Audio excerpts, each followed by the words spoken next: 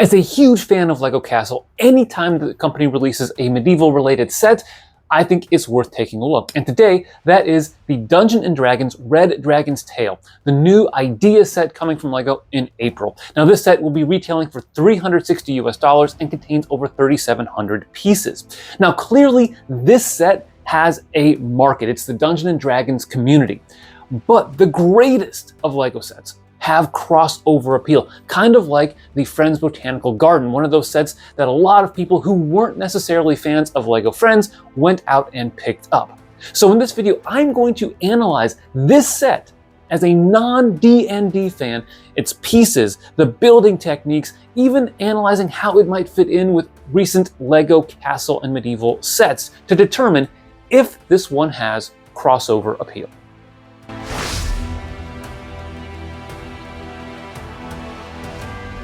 Before we get started, there's one huge disclaimer, and that is I am not evaluating this set as a Dungeons & Dragons fan.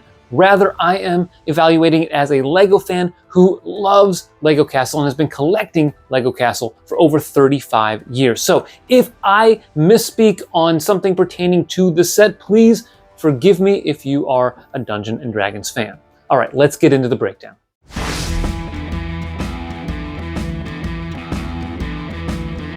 Let's start off by noting that this set is massive. Although the official measurements aren't listed on the box, the tower's high point reaches about 48 bricks tall, which equates to about 18 inches. Now, there are some stylistic similarities between this set and the medieval town square and Lion Knight's castle. The Tudor-styled shop at the front would fit in well with the medieval town square and is a similar scale, although it is slightly smaller than the medieval blacksmith. Another similarity is the incorporation of a black tree, which we saw with both the Lion Knight's castle and the forest hideout gift with purchase. Despite those similarities, there are some slight but important differences in the approach to this set compared to other recent castle sets. Most important among them is that the architecture is different. Now, let me be clear, this is not a bad thing. It's best to view this structure as a rival kingdom or a separate culture from that of the Lion Knights, rather than viewing it as an extension of that castle. Along those lines, here are some of the distinctions with the recent medieval sets. The dark tan rockwork compared to dark bluish gray in other sets, more rigid steps leading up to different parts of the building, 90-degree angles for the battlements as opposed to the double round slopes that we see in the Lion Knight's castle, the mix of light and dark play for said battlements, plus the use of the 1x2 arch with jumper plates that are included in the front and back of this Dungeons & Dragons set, and of course, the ruinous nature of the tower. Also of note is that this set is more modular in concept. The tower lifts off the lower section, which is somewhat similar to the woodworker shop in the medieval town square, except bigger. But the separability of the other sections makes this very distinct from the medieval town square and even the Lion Knight's castle. Now, the Lion Knight's castle does have sections that pull apart, but it is not a clean linear break, thus diminishing its modular capabilities, especially in comparison with the Dungeons & Dragons set. The modularity of this set certainly is no guarantee of future sets, and the edges of it do not appear to have any sort of Technic bricks or pins like a modular building. Furthermore, the dark tan bricks and plates on the back and side of the tower preclude any true modularity and expansion capabilities without customizing the set. A final important difference between the Dungeons & Dragons set and other medieval sets is that all of the others are hinged and can close completely. This set has more of a dollhouse theme with the open backs. So while you can open up the forest hideout, the Lion Knight's castle, and the medieval town square, they have the option of being folded back up. Unless you modify this set using a significant amount of pieces, it will be more reminiscent of a traditional system theme.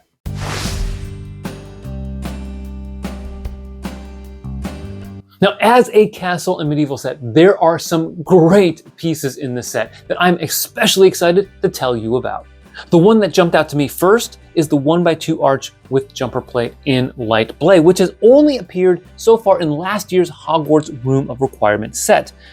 We got 1 in that set, but we're getting at least 9 here. You're also not going to catch me complaining about getting more of those 1x4x3 arches in light blay, which haven't appeared in too many sets. The 90-degree elbow macaroni in lavender is also new in that color, and the 3x3x1 nougat mudguard has only come in 2 sets prior. One thing that was noticeable in the new medieval town square are brand new doors, and in this set we're getting at least 4 of those.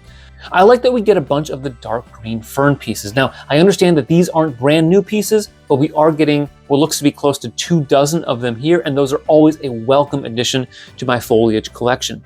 And yeah, let's talk about those dragon wings. Now, the dragon wings look amazing and are very reminiscent of those old Smaug wings from over a decade ago, which are pretty tough to find and expensive on Bricklink. So will these end up being as valuable as those old Smaug wings? Only time will tell. Beyond that, you're definitely getting a lot of useful pieces. The bulk of the 3,700 plus pieces are lots of bricks, plates, tiles, and slopes. Exactly what you would want to see from a premium set, and exactly what you would want to see if you are a castle builder. There are so many versatile pieces here that will fit well into your collection if and when you deconstruct the set.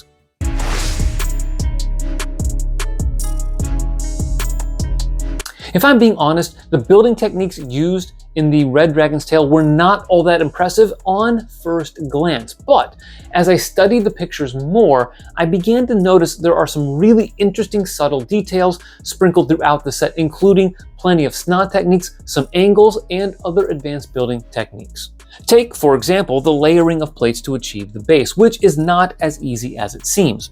That the set designer added significant vegetation throughout adds to the natural feel of the set and makes it consistent with other sets that we've seen recently released, including the Medieval Town Square and even the Viking Village.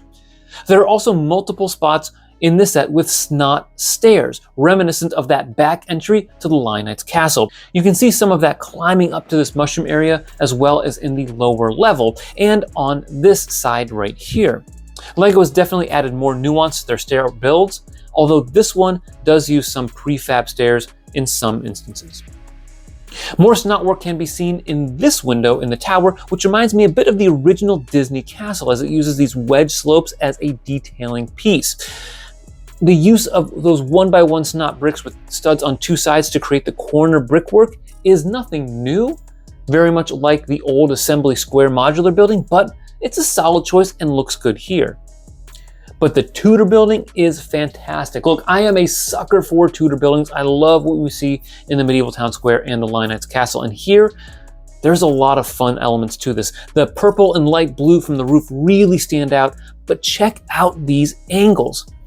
Great LEGO sets these days make use of unique angles, and this is one example of where this set achieves this. Note the different roof angles as well, which looks great and again is reminiscent of what we see in the Medieval Town Square, especially with the tavern and shield painter shop building.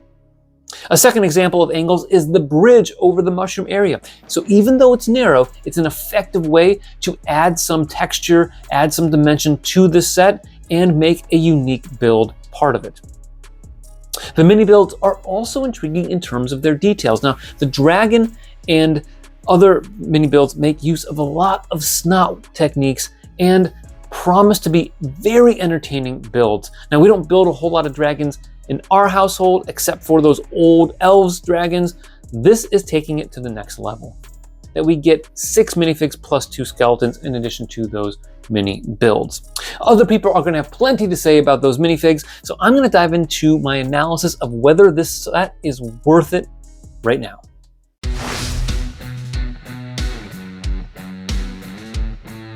For LEGO fans like me who aren't D&D fans but are interested in either LEGO Castle or great display pieces, there are 3 questions worth considering. The first, is it worth $360? Now, in terms of raw value, I think it is. You get 3,700 pieces, some great building techniques. It's a substantial build. And as you look over the images, you'll notice that not a lot of the pieces are just 1x1 tiles and plates and small other pieces like that. There are some pretty substantial pieces in the set, including those dragon wings. Now, if you look at the price per piece ratio, which a lot of people like to use, although I do not, it certainly fits within that range of less than 10 cents per piece, which for an idea set isn't bad, but for a license set is actually pretty good. Second, one of the important questions you might want to ask yourself before buying the set, if you are into Lego Castle, is why not just save up an additional $40 and buy a second copy of the Lion Knights Castle if you have one. And if you don't have the Lion Knights Castle, save up an additional $40 and get that instead of this. And I think that's a really good question, because if you are into Lego Castle, there are so many things you could do with the Lion Knights Castle. Now, I just made a video that compares that set to the Medieval Town Square, and one thing I noticed is that the Lion Knights Castle is pretty cramped. You could use an extra copy to expand it, make it bigger, make it more spacious. So that is a question I think you'd have to grapple with on your own in terms of whether or not you should buy this set or the Lion Knights Castle copy number 2, or save your money for something else, possibly the Bearer Door coming out later this year. Now, of course, the rejoinder to that would be, well, why not buy this set, get a different culture, a different feel into your Lego medieval display? And I certainly get that point. It's nice to have some variation in your layout, especially when we think about the size of space we have to display different things. You don't want everything necessarily to be the same theme, the same style, or in the same architectures. This would certainly add some variation to that. Third, is this going to look good next to your other Lego Castle sets?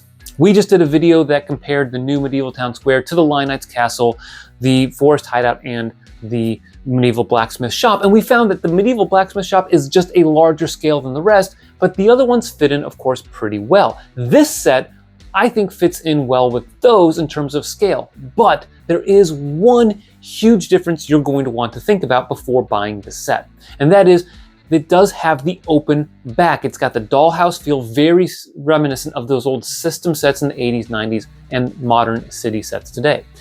So what does that mean for your display if you were going to put it in a layout? Well, one thing you want to keep in mind is if you don't want people to be able to walk around and see the inside of that set to make it look like the other medieval sets of its era, you're going to have to invest more money into pieces to close it up. And to be honest, it's going to be a significant amount. Not that you have to buy an additional copy of this set, but you're going to have to expend a lot of pieces to fill in the back.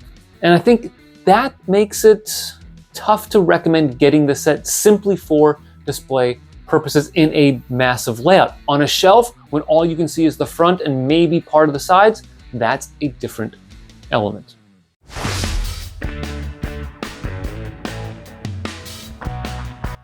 Going back to the question posed in the introduction, does this set have crossover appeal?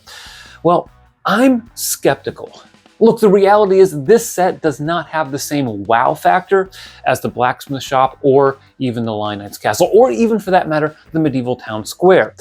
And so because of that, I think buyers might be a little bit more skeptical. So even though it has great pieces, it's a lot of money to shell out for something that may not impact your eyes the same way as other sets do. After all, if you really just want gray pieces or modified bricks or plates, you can order them with a more targeted effort from Bricklink or Lego Online. As for us, we're on the fence right now with this particular set. We are on a pretty strict Lego budget, and we don't want to spend all of our money now and not have anything for the new Bearer Door when it comes out. So in terms of shelling out $360, I'm hesitating significantly to do that, even though I like the look of the set and love the pieces in it. Of course, if you go ahead, like this video now, and watch some other videos on our channel, which you can see right here, we might be able to pick this up and compare it to some of the other medieval sets that have come out recently.